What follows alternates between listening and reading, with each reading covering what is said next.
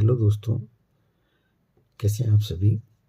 जैसा कि आपको पता है कि हम लोक सेवा आयोग या राज्य लोक सेवा आयोग की मुख्य परीक्षा के लिए आंसर राइटिंग की प्रैक्टिस कर रहे हैं, जिसमें हम प्रतिदिन एक बेहतरीन या ये कह सकते हैं कि बहुत ही महत्वपूर्ण प्रश्न का उत्तर लिखने का प्रयास करते हैं।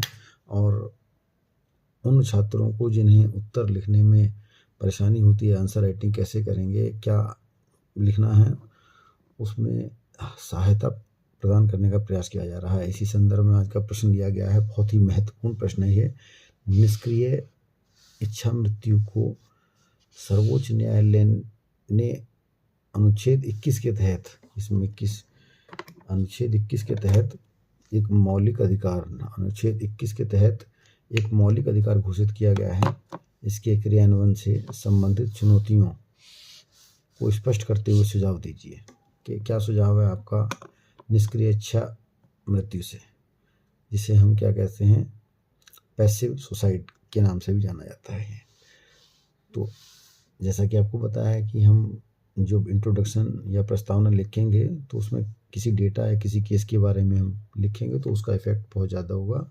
एग्जामिनर को ये लगेगा कि हाँ, छात्र को ज्ञान है। तो हम स्टार्ट करते हैं इसकी प्रस्तावना, इंट्रोडक्शन।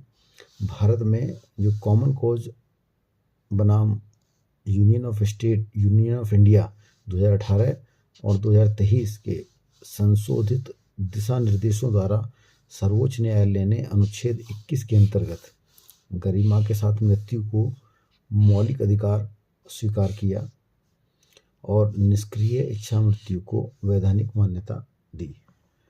अब इसमें हमने देखिए, कल हमने जो प्रश्न किया था एक, उसमें हमने आपको फ्लो चार्ट बनाया था। यहाँ हम ब्लॉक डायग्राम की सहायता से अपने प्रश्न को कंसाइज करने का प्रयास करेंगे, जिससे एग्जामिनर को ये पता चल पाए कि कम लिखने में ज़्यादा बताने का प्रयास किया गया है। जिसमें हम बात करें अनुच्छेद 21 जीवन में गरिमा, अरुणा साहवान केस 2011, इसमें सीमित स्वीकृति मिली थी आपकी निष्क्रिय इच्छा मृत्यु को। इसके बाद कॉमन कॉज मामला 2018, इसमें एडवांस डायरेक्टिव मान्य हुआ। फिर लिविंग बिल का प्रस्ताव आया। फिर 2023 में संशोधित दिशा निर्देश और जो आपकी निष्क्रिय इच्छा मृत्यु के प्रावधान थे उनमें सरलीकरण किया गया और निष्क्रिय इच्छा मृत्यु का वैधानिक क्रियान्वयन हुआ। अब बात करेंगे कि इसके जो क्रियान्वयन से जुड़ी चुनौतियां क्या क्या हैं। पहली चुनौती की हम बात करेंगे तो विधायी शून्यता, संसद द्वारा समग्र कानून का अभाव है। इसमें भी न्यायालयीय दिशा निर्देशों पर निर्भरता से राज्यों में असमानता है। प्रक्रियात्मक जटिलता क्या है, मेडिकल बोर्ड का गठन होना है, प्रमाणन होना चाहिए उसका। दस्तावेजीकरण में जिला स्तर पर प्रशासनिक कठिनाइयाँ बहुत ज़्यादा हैं। इसमें दुरुपयोग की आशंका, संपत्ति बीमा हित या पारिवारिक दबाव से जो कमज़ोर वर्ग हैं उनके अधिकार इससे प्रभावित हो सकते हैं, क्योंकि बहुत से लोग आर्थिक तंगी या बहुत सारी चीज़ों की वजह से भी ये निष्क्रिय इच्छा मृत्यु की मांग कर सकते हैं। अगला है आपका, जो अगली चुनौती है वो है चिकित्सकीय नैतिक दुविधा। डॉक्टरों में कानूनी कार्रवाई का भय है और स्पष्ट प्रतिरक्षा प्रभावों का अभाव भी है। और एक आपका है पैलिएटिव केयर की सीमित उपलब्धता और सामाजिक धार्मिक संवेदनशीलता, जिसके कारण सामाजिक असहमति का भी अभाव देखने को मिलता है। अब बात करेंगे हम कि सुझाव क्या दिए जा सकते हैं इसके रिगार्डिंग। तो सुझाव में पहला है आपका समग्र विधायी ढांचा, संसद द्वारा स्पष्ट, विस्तृत और समान रूप से लागू होने वाला कानून बनाया जाए।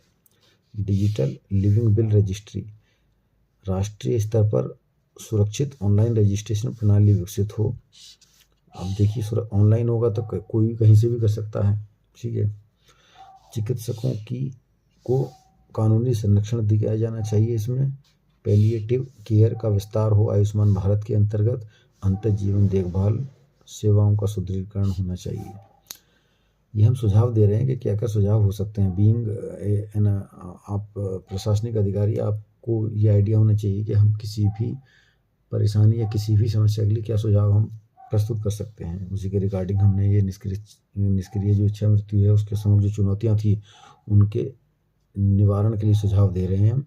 तो अगला सुझाव क्या है, निगरानी एवं जवाबदेही तंत्र, जिला स्तरीय एथिक्स कमेटी व स्वतंत्र पर्यवेक्षक प्राधिकरण, और फिर है आपका जन जागरूकता अभियान, एडवांस डायरेक्टिव की जानकारी हेतु स्वास्थ्य साक्षरता कार्यक्रम बढ़ाए जाने चाहिए।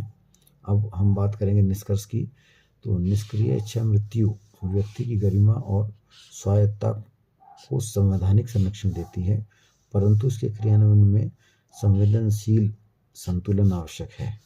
स्पष्ट कानून, पारदर्शी प्रक्रिया, चिकित्सा अवसंरचना सुदृढ़ीकरण और नैतिक निगरानी के माध्यम से ही अनुच्छेद 21 की गरिमा में जीवन और मृत्यु की अवधारणा व्यवहार में सार्थक रूप ले सकेगी। तो आपने देखा, हमने 5 या 6 मिनट में अपना एक मेंस का बहुत ही अच्छा और बहुत ही महत्वपूर्ण एक प्रश्न आज हमने पूरा किया है। उम्मीद है आपको ये जो हम मेंस के लिए सीरीज लेकर आए हैं आपको पसंद आएगी। जो बच्चे मेंस की तैयारी से जुड़े हैं और हिंदी मीडियम के छात्र हैं उन तक ये ज़रूर पहुंचाएं। आपसे उचित सहयोग और आपके प्यार की कामना है। धन्यवाद।